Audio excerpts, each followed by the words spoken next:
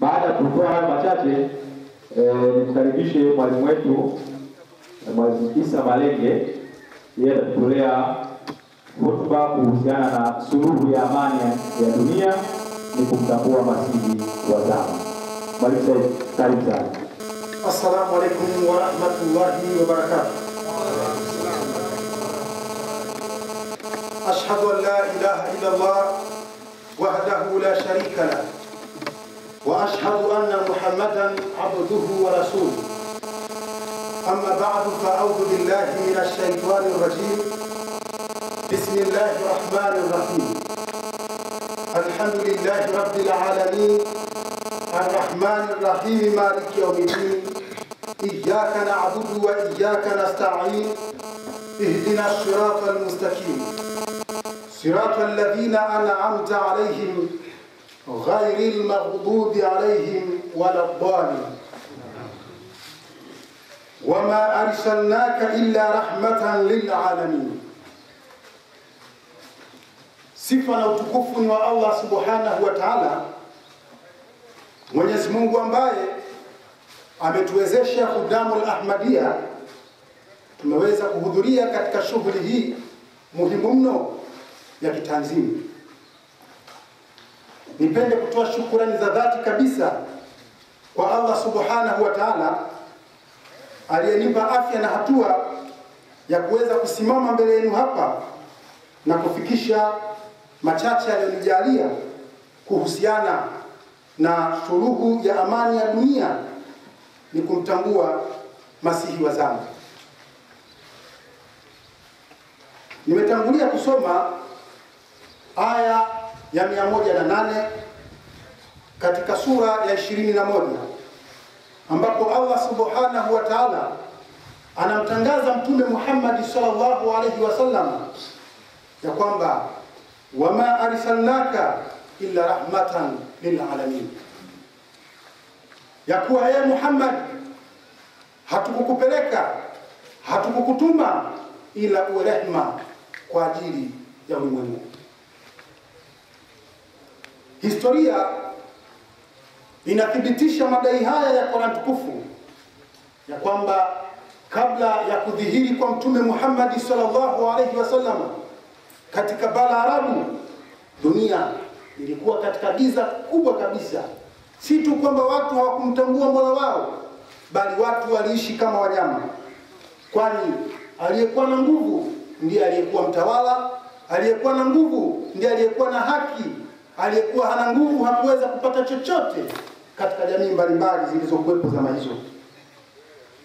Wakati watu wakiwa katika giza la namna hiyo, Mwenyezi Mungu Subhanahu wa Ta'ala alimtuma Mtume Muhammad sallallahu alaihi wasallam pamoja na kazi yake kubwa ya kuusimika umoja wa Allah, lakini pia alikuwa na kazi kubwa ya kuleta haki na usawa duniani. Alijenga misingi imara tangu akiwa kijana, misingi ambayo ilionyesha utu na namna ambavyo mwanadamu anatakiwa aishi juu ya uso wa ardhi. Hulka zake, mienendo yake ilitafsiri dhamira yake hiyo.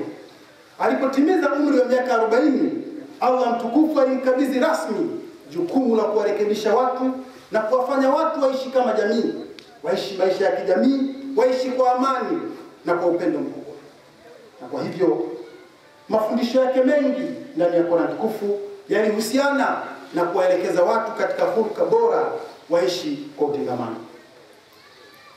Aya niliyosoma, Mwenyezi Mungu anamtangaza rasmi Mtume salama ya kwamba kwa ujio wake yeye basi kila kiumbe kimepata salama na rehema. Jambo hili lilidhihirika katika kipindi cha miaka 23 ambayo Mtume Muhammad sallallahu alaihi wasallam akiusambaza ujumbe wake. Mbali na wafuasi wake tu kwamba kupata yale mapenzi na mafundisho sahihi, bali athari ya mafundisho yake yalizagaa dunia nzima. Inasimuliwa ya kwamba aliibadilisha dunia kutoka kwenye giza na ujio wake ukawa ni nuru kwa ajili ya ulimwengu mzima. Miaka yake 23 akiutangaza Uislamu, mabadiliko makubwa yalipatikana si katika bara Arabu tu, bali athari hiyo ilizagaa katika pande nyingi za dunia.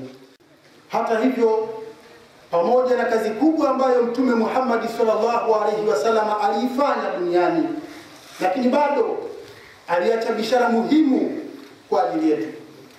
Alisema ya kwamba ingawa mafanikio makubwa yamepatikana katika zama zake, lakini hata hivyo wakati utafika ambapo giza ambalo lilikuwepo na yeye akaliondoa litarudi tena katika maisha ya wanadamu. Inasimuliwa katika aya iliyoshuka katika suratul Juma, katika aya ya 4, wakati ikiteremka suratul Juma ilikuwepo aya nyingine iliyosema ya kwamba wa akharina minhum lamma yalhaqu bihim wa huwa al-azizul hakim. Wakati ikishuka aya hii na Mtume Muhammad sallallahu alaihi wasallam akaidhihirisha na kuibainisha kwa maswahaba kwa kuwasomea, maswahaba hawakuelewa ya kwamba Allah subhanahu wa ta'ala anamaanisha nini katika aya hii. Wa akharina minhum lamma yalhaqu bihi, na kwa wengine miongoni mwao walio bado kuungana naye. Wa huwa al-azizul hakim, na yeye Allah ni mwenye nguvu, mwenye hekima. Maswahaba hawakuelewa kwamba mtume wa Allah anamaanisha nini, Mwenyezi Mungu anamaanisha nini katika ujumbe huu. Inasimuliwa na Hadhrat Abu Hurairah radhiyallahu anhu, anasema ya kwamba mimi nikamuuliza Mtume Muhammad sallallahu alaihi wasallam ya kwamba man haulai ya Rasulullah, ni kina nani wanaozungumzwa hapo ya kwamba hawajaungana nawe, ni kina nani? Abu Hurairah radhiyallahu anhu anasema wa Salmanu minna, Salmanu alikuwa pamoja nasi. Wa wadaa Rasulullah sallallahu alaihi wasallam yadahu ala Sulaiman, ala Salman. Mtume sallallahu akaweka mkono wake juu ya bega la Salman. Thumma yakulu, na kisha akasema fayaqulu law kana al-iman mu'allaq 'inda Thuraya lana lahu rajulu ibna al-Faris au lana lahu rajul min haula, ya kwamba hata kama imani ipotee na ipae katika kilimia, katika nyota ya kilimia, basi mtu kutokana na hawa atairejesha tena. La takbir! Allahu Akbar! La takbir! Allahu Akbar! Hadhrat Mustafa sallallahu alaihi wasallam, ya kwamba imani itafikia wakati itapotea katika uso wa dunia. Ingawa imani ipo, mwanga umekuja, watu wanaishi kwa amani. Makabila yaliyokuwa Hashim, Bani Quraidha na Bani Hashim sasa wanasalimiana kwa bashasha, wanasali pamoja. Pamoja na yote hayo, giza litatanda tena, uhasama utarudi, giza litatanda, na wakati huo Allah subhanahu wa ta'ala ataleta mpango mwingine. Hadhrati Hudhaifa bin Yamama anasimulia ya kwamba watu walikuwa wakimuuliza Mtume wa Allah sallallahu alaihi wasallam mambo ya kheri. Mimi nikamuuliza kuhusu shari, nikamwambia kwamba tulikuwa kwenye giza, ukaja tukapata nuru. Tulikuwa hatuna mwongozo, ukaja tukapata mwongozo. Je, tutapotea tena baada ya kuwa tuna mwongozo? Mtume wa Allah sallallahu alaihi wasallam akamjibu akasema, naam, zama zitafika, watu wabaya watakuja, watu wataachana na mwongozo, watu watasema maneno na matendo yao yatakuwa ni tofauti. Akamwambia, katika zama hizo tunafanya nini sasa? Akamwambia ya kwamba kama patakuwa na jamaati wakati huo, kama patakuwa na kundi lenye imamu wao wakati huo, nenda kaungane nalo. Akasema kama likiwa halipo, akasema ni afadhali kwenda polini na kuuma mizizi ya mti mpaka mauti ya kukuta. Mtume wa Allah sallallahu alaihi wasallam hakuishia hapo, akasema ya kwamba kama mtapata umri mrefu, basi mtashuhudia mambo haya, ya kwamba zama zitafika, itajengwa misikiti mikubwa, haitakuwa na mwongozo. Maulamaa wenye kutegemewa, wanaoendewa na watu kwa ajili ya kufutu masala, wao ndio watakaokuwa waovu zaidi chini ya mbingu. Fitna itaanzishwa na wao, na kuwarejea wao wenyewe. Hakuishia hapo, akasema ya kwamba zama zitafika ambapo watu watashikwa na fadhaa, watu watahitaji mwongozo, watakwenda kwa maulama wao, watawakuta kumbe ni manyani na mangururi. Huu ni utabiri wa Mtume Muhammad sallallahu alaihi wasallama, akiwaelekeza maswahaba zake ya kwamba mafanikio makubwa tuliyoyapata, mwongozo sasa upo, nuru ipo, watu wanatembea juu ya mwongozo, lakini zama zitafika, giza litarudi, giza litakuwepo. Na wakati huo Mwenyezi Mungu Subhanahu wa Ta'ala atamleta Masihi,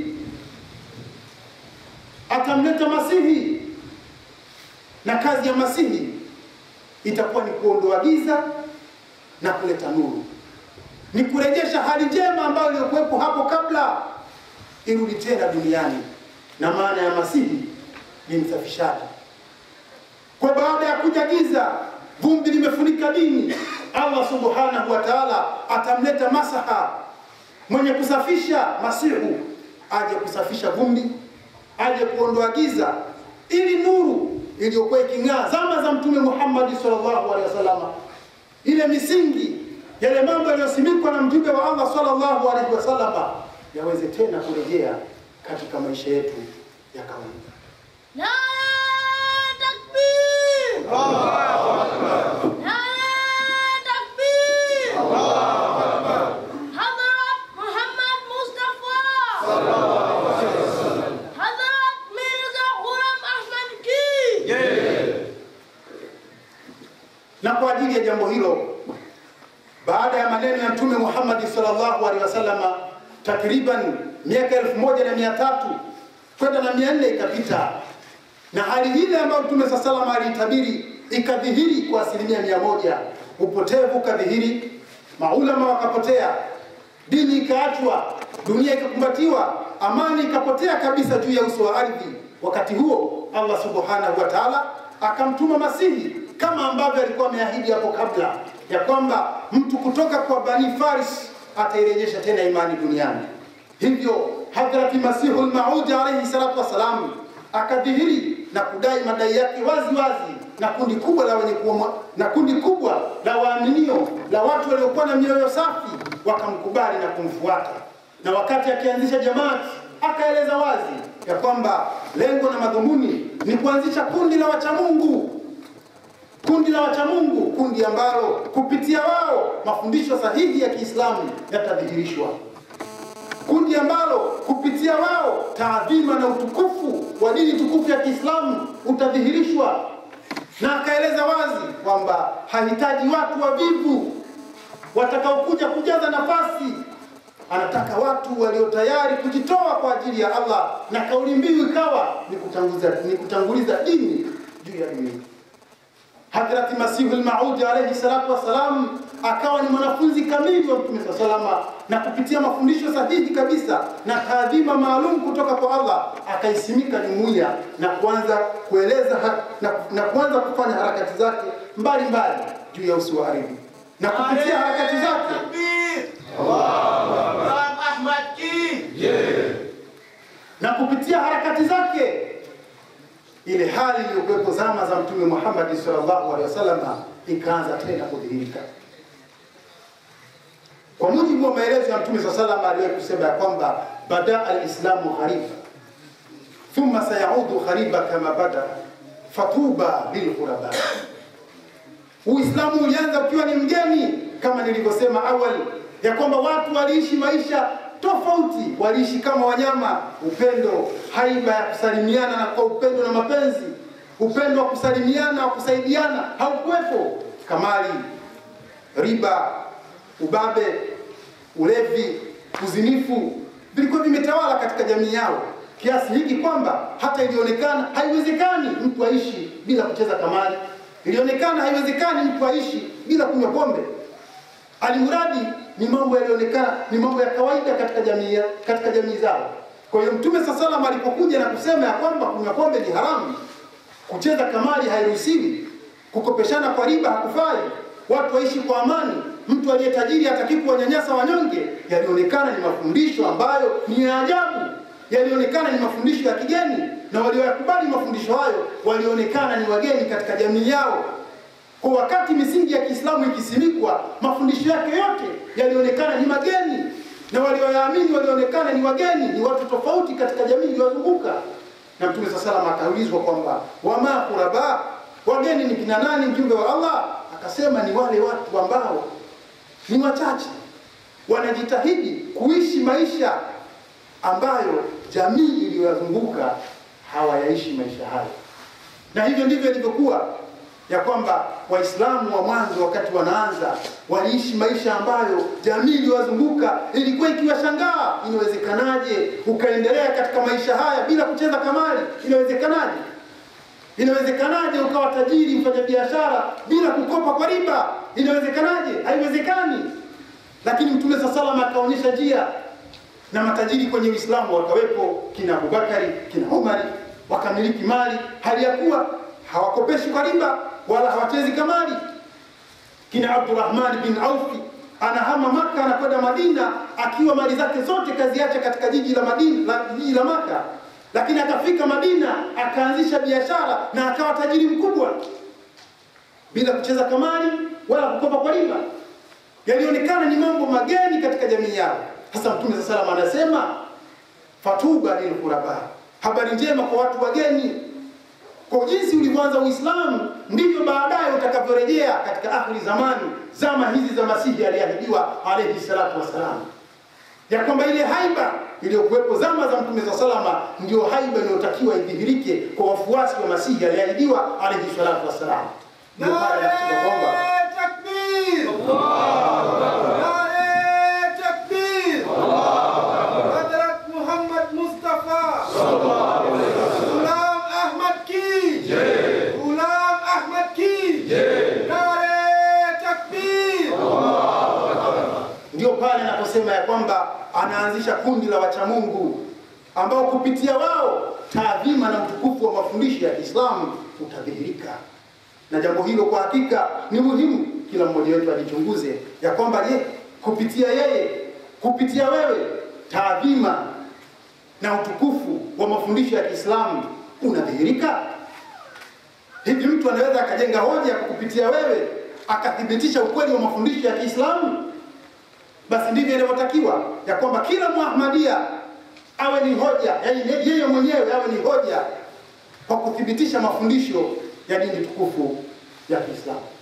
Kwa hivyo kama jinsi ambavyo ilivyokuwepo zama za Mtume sallallahu, ya kwamba amani ya kweli ilipatikana baada ya watu kushikamana na mafundisho ya dini tukufu ya Kiislamu, basi ndivyo ilivyo leo hii, ya kwamba ingawa mataifa, ingawa wanasiasa na watu wengi wanafanya makongamano, wana mipango mingi kwa ajili ya kuleta amani ya dunia ishi kwa usalama, lakini kwa hakika siku zote sisi wote ni mashuhuda ya kwamba amani hiyo ambayo kila siku watu wananadi kuitengeneza na kuiandaa na kuipanga kwamba iwepo amani, inazidi kumomonyoka. Lakini kwa hakika hakuna suluhisho la hiyo amani kupatikana zaidi ya watu kumtambua imamu wa zama, ya kwamba amani ya kweli itapatikana pale ambapo watu watakubali kutii amri ya Allah ya kumtambua imamu wa zama zao. Mtume Muhammad sallallahu alaihi wasallam katika kitabu cha Bukhari akielezea juu ya ujio wa Masihi Maud alayhi salatu wasalam alisema ya kwamba manabii ndio ndugu wao kwa wao, nami nahusiana zaidi na Isa ibn Maryam. Basi tambueni ya kwamba yeyote atakayepata uhai miongoni mwenu atakutana na Isa mwana wa Maryam akiwa ni imamu mwadilifu. Ataua nguruwe, atavunja misalaba, atagawa mali, hata watu watakataa kuzipokea, ataondoa vita. Akasema ya kwamba katika zama zake dini zote zitaangamia ni ghairi ya dini tukufu ya Kiislamu.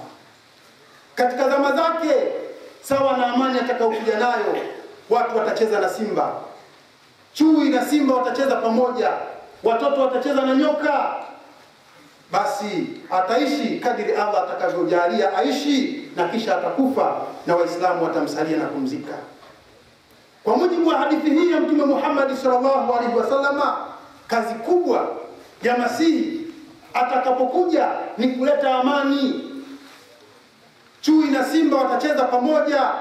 Watu waliokoma hasimu hawasalimiani, huyu anapita njia ya kushoto, huyu anapita ya kulia, watakumbatiana chini ya bendera ya Masihi aliahidiwa. Na mifano hii iko hai.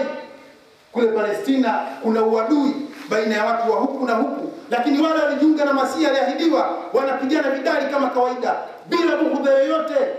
Chui na simba watakaa zizi moja bila matatizo. Watu watacheza na nyoka bila matatizo. Leo hii ni siku ya 3 tuko hapa. Hakuna mtu ambaye amelalamikiana na ndugu mwenzake. Hakuna mtu anayemshutumu mwenzake. Wote tunaishi kwa amani. Nare takbir! Nare takbir! Islam Ahmadiyya! Islam Ahmadiyya! Majlis Hudamul Ahmadiyya! Nare takbir! Wakati ambapo watu wa jamii moja wanaoishi kijiji kimoja au mtaa mmoja, miaka yote wanasali msikiti mmoja, tunashuhudia kila siku watu wakipigana hata bakora misikitini. Hakuna watu kutoka mbali, mtaa mmoja, lakini wanachapana bakora misikitini. Lakini sisi hapa makabila tofauti tofauti, kutoka mikoa tofauti tofauti, vijiji tofauti tofauti, kila mtu hapa na lugha yake ya huko nyumbani, lakini kwa siku 3 au hata mwezi tunakaa hapa kwa pamoja bila matatizo yoyote. Hii ndio ile ambayo tunaambiwa ya kwamba watu watacheza na nyoka, hakuna shida yoyote. Watu watacheza na simba bila matatizo yoyote, kwa sababu ya amani ambayo Hadhrati Masihul Maudi alayhi salatu wasalam aliyokuja nayo.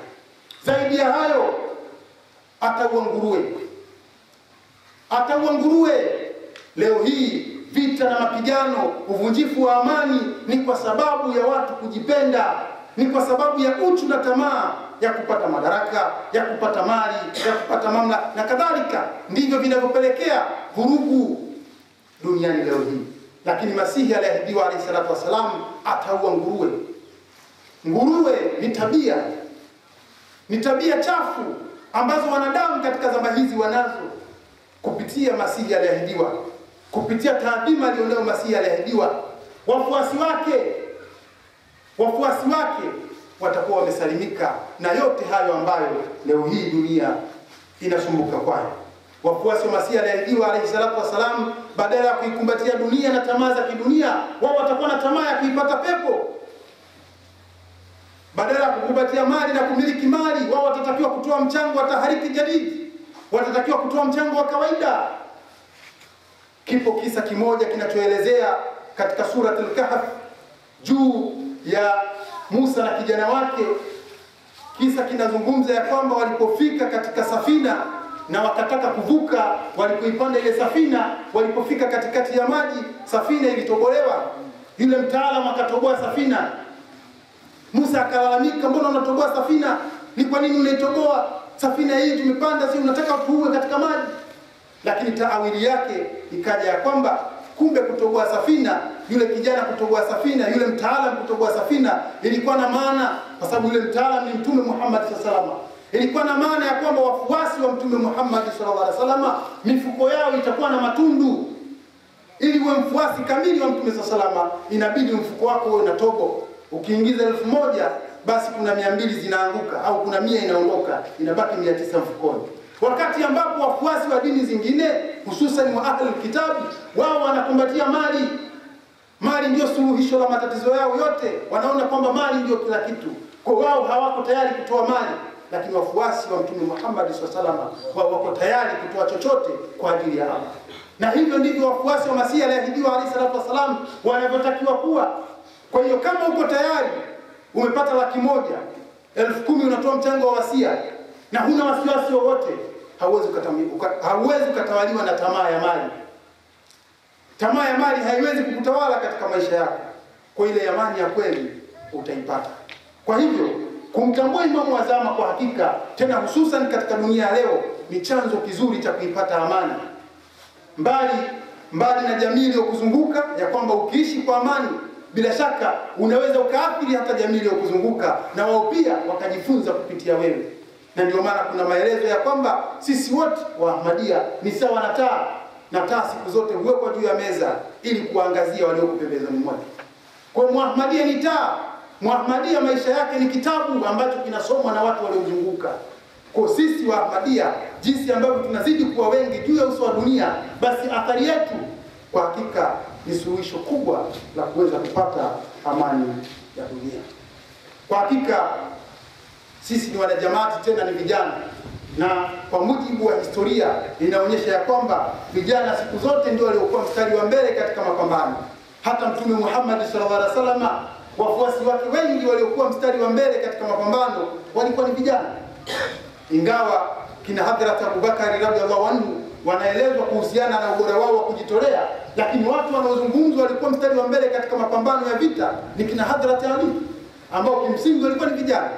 Anazungumziwa Hadhrat Ali, anazungumziwa Hadhrat Usama bin Zaid, ambao wote walikuwa ni vijana ambao pamoja na ujana wao waliweza kuongoza hata majeshi makubwa katika mapambano mazito yaliyoleta mapinduzi makubwa katika Islamu. Kwa hivyo sisi kama vijana tuna dhima kubwa ya kuhakikisha ya kwamba ujumbe huu wa Masihi aliahidiwa tunausambaza na kuufikisha kila pembe ya dunia. Sisi kama vijana tuna dhima ya kujifundisha na kujua Uislamu na kuweza kuueneza vilivyo kwa watu wengine. Inasimuliwa ya kwamba Hadhrati Umar radhiallahu anhu katika baraza lake lile la wazee, katika baraza lake la ushauri, alikuwa akimjumuisha ndani yake sahaba mmoja ambaye kimsingi alikuwa ni kijana mno, kiasi kwamba maswahaba wakalalamika ya kwamba mbona unajumuisha pamoja na sahaba huyu hajakuwa yeye ni kijana na sisi ni wazee wa Qurayshi, tena tuna historia ndefu katika dini tukufu ya Kiislamu. Lakini aliwaambia kwamba huyu namjumuisha pamoja nani kutokana na elimu yake. Kwa sisi kama vijana, ili kujipa thamani na kuwa na uwezo mkubwa wa kuyazungumza na kuyafundisha mafundisho ya Kiislamu, basi hatuna wajibu isipokuwa ni kujibidisha katika kusoma dini tukufu ya Kiislamu. Kwani tukiitambua vilivyo dini ya Mwenyezi Mungu Subhanahu wa Ta'ala, tutakuwa na fursa kubwa ya kuweza kueneza ujumbe huu wa Islamu kwa watu wengine, na kwa hivyo kupitia sisi basi tutakuwa na fursa kubwa ya kuweza kuieneza amani. Ikumbukwe tu ya kwamba sisi tuna ukhalifa, na kwa mujibu wa maelezo ya Qur'an tukufu, kazi kubwa ya ukhalifa ni mbili. Ya kwanza anasema ya kwamba wala yumakinana lahum dinahum, ni kuimarisha dini, ndio kazi ya kwanza ya ukhalifa. Na kazi ya pili anasema wala yubadilannahum min ba'di khawfihim amna, ni kuwabadilishia amani baada ya hofu. Ya kwamba ile hofu ambayo kimsingi tunakuwa nayo katika maisha yetu ya kila siku, ile hofu, vita na kadhalika ambavyo vimezagaa katika ulimwengu huu, basi ukhalifa kazi yake ni hiyo, kuondoa yote hayo na kuileta amani. Kwa hivyo tuna fursa kubwa ya kuweza kufanya tablighi, tuna fursa kubwa ya kutangaza ujumbe huu wa Masihi aliyeahidiwa alayhi salatu wasalam, na kwa hakika kujiepusha na fursa hiyo au kujiepusha kuitumia fursa hiyo bila shaka ni kujinyima baraka sisi wenyewe. Hivyo kudamshime, tukirudi matawini huko, sawa na nasaha nyingi zilizotolewa hapa, ya kwamba tuanzishe utaratibu maalum wa kuweza kujifundisha dini tukufu ya Kiislamu ili tuwe na fursa kubwa ya kuweza kuieleza na kuitangaza.